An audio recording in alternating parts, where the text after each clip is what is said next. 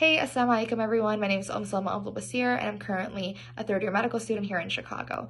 I recently just sat for my Step 1 exam and, for those of you who may not know, it's considered one of the biggest exams that you take in medical school and in your medical career. And so I spent a lot of time studying, but unfortunately I spent as much time worrying, right? Worrying about my score, worrying about the sleep that I was losing, and worrying about worrying. And I'm sure that's a cycle that is not unknown to any of you. Whether you have a project deadline coming up, an interview, another exam, it can just become so overwhelming. And when we're in college or graduate school, that's not the only thing overwhelming us. We're also trying to figure out who we are, navigating our identities. We're also fulfilling family and friend obligations, just juggling a lot, too much.